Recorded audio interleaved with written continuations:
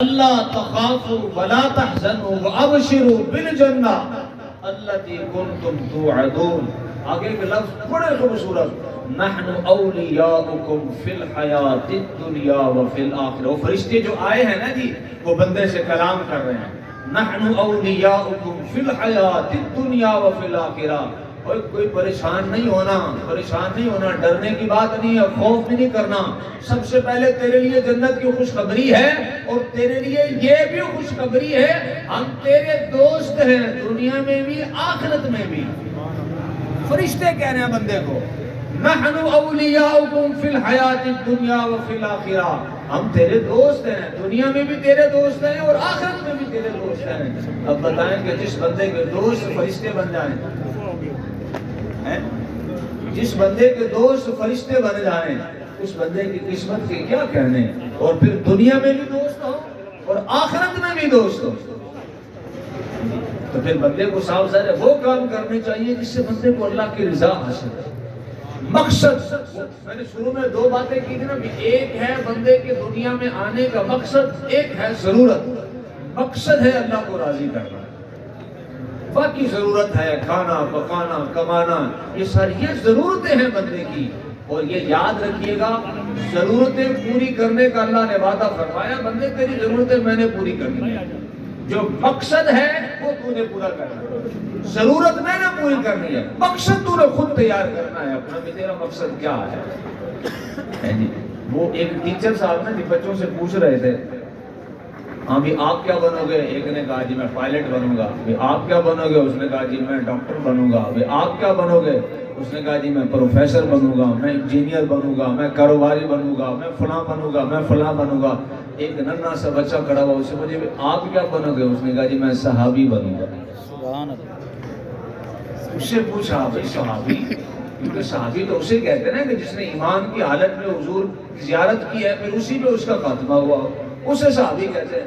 بھئی یہ آپ کو یہ شوق کہاں سے بن گیا کہ آپ نے صحابی بننا ہے؟ تو اس نے کہا جی روزانہ میری دادی رات کو نہ کسی ایک صحابی کا مجھے واقعہ سناتی ہیں، قصہ سناتی ہیں. ان کی بہادری، ان کی عبادت، ان کی جرت، ان کی ہمت اور ان کے انداز و زندگی سن کے میرا دل کرتا ہے کہ میں نے صحابی بننا ہے.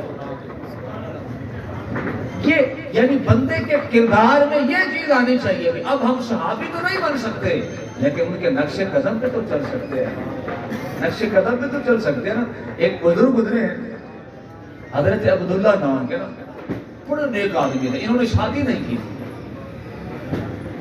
ایک مرتبہ ایک حدیث پاک پڑھ رہے تھے، تو حدیث پاک انہوں نے یہ پڑھی کہ جو بندہ دنیا کے اندر شادی کے قابل ہوا پھر اس نے شادی نہیں کی، یہاں پہ نکاح نہیں کیا، تو اللہ پاک جنت کے اندر اس بندے کا دنیا کی عورت سے نکاح فرمائے گا. جس بندے نے یہاں شادی نہیں کی وہ شادی کے قابل تھا، سارے معاملات ٹھیک تھے اس کے، دنیاوی اعتبار سے بھی جسمانی اعتبار سے بھی وہ شادی کے قابل تھا، اس نے شادی نہیں کی. اللہ پاک کو دنیا کی عورت سے اس بندے کا جنت میں نکاح فرمائے گا. اب وہ جو بزرگ تھے نا جی، انہیں جو سجو ہوئی، انہوں نے ایک رات بیٹھے مصلی پہ عبادت کرتے کرتے کرتے کرتے اللہ سے دعا کی، یا اللہ وہ کون سی عورت ہے دنیا کی جس سے میرا نکاح ہوگا جنت میں؟ میں نے دنیا میں تو شادی کی نہیں ہے، جنت میں جس بندے سے جس عورت سے میرا نکاح ہوگا وہ کون سی ہے؟ پہلی رات کوئی اشارہ نہیں ملا، دوسری رات بھی کوئی اشارہ نہیں ملا، تیسری رات یہ بزرگ بیٹھے مدینے پاک میں. کہاں بیٹھے ہیں؟ مدینے پاک. انہیں ایک عورت دکھائی دی، میمونہ اس کا نام ہے، بلالی شکل کی ہے، اور علاقہ بھی اس کا وہی ہے جو حضرت بلال کا علاقہ، حبشہ کے علاقے کی عورت دکھائی گئی. صبح کو اٹھے جناب یہ چل پڑے، میں جا کے اس عورت سے ملتا ہوں جو جنت میں میری بیوی بنے گی، میری زوجہ بنے گی. وہاں پہنچ گئے، لوگوں نے دیکھا تو لوگوں نے کہا حضرت آپ بغیر بتائے آگے، ہم ہی بلا لیا ہوتا، کوئی کام تھا. تو فرمایا کہ میں نے میمونہ عورت سے ملنا ہے.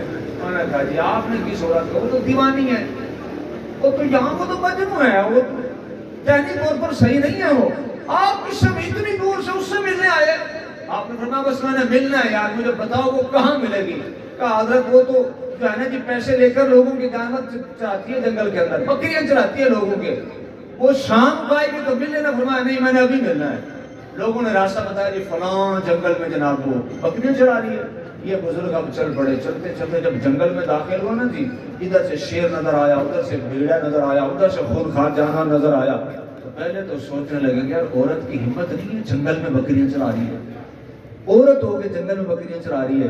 اچھا چلو جی چلتے چلتے چلتے چلتے وہاں پہنچ کے جہاں بکریاں چل رہی ہیں. اب منظر دیکھیے گا، بڑی خوبصورت بات ہے جی، اور موضوع سے بڑی ٹچ ہو رہی ہے.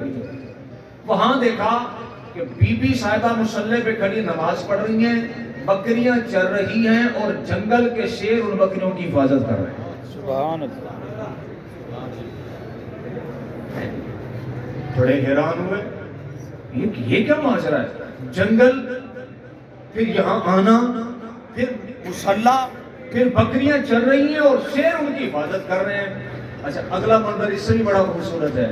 بی بی صاحبہ نماز پڑھ رہی تھی نا، السلام علیکم ورحمۃ اللہ، السلام علیکم ورحمۃ اللہ، السلام علیکم یا عبد اللہ.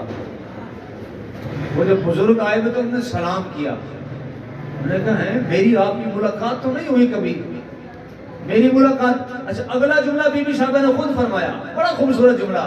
کہا عبداللہ ملاقات تو جنت میں ہونی تھی، آپ یہاں آ گئے. سبحان اللہ. کیا بات. ملاقات تو جنت میں ہونی تھی میری، آپ یہاں آ گئے. وہ بڑے پریشان، بھئی اس کی میری ملاقات نہیں ہے. علاقہ میں مدینے کا رہنے والا، یہ حبشہ کے ملک شام کے رہنے والی، اسے میرے نام کا بھی پتہ ہے، میرے مقصد کا بھی پتہ ہے، یہ کیا بات ہوئی؟ سلام کا جواب دیا اور فرمایا اچھا یہ بتاؤ، چلو ٹھیک ہے، یہ تمہیں میرے نام کا کس نے بتایا اور ملاقات کا کس نے بتایا؟ بی بی صاحبہ کہنے لگے کہ جس رب نے تمہیں بتایا اسی رب نے مجھے بھی بتایا. جس رب نے تمہیں بتایا اسی رب نے مجھے بھی بتایا ہے. اچھا چلو جی گفتگو ہوتی رہی. پھر حضرت صاحب پوچھنے لگے یہ بتاؤ کہ یہ معاملہ کیا ہے؟ بکریاں چل رہی ہیں، آپ نماز پڑھ رہی ہیں، شیر ان کی حفاظت کر رہے ہیں، شیر اور بکری کی صلح کب سے ہو گئی؟ اس جملے پہ توجہ کرنی آپ نے. شیر اور بکری کی صلح کب سے ہو گئی؟ بھئی گھوڑا گھاس سے یاری لگائے گا تو کھائے گا کہاں سے؟ گھوڑا گھاس سے یاری لگائے کھائے گا کہاں سے؟ مر جائے گا نا بھوکا.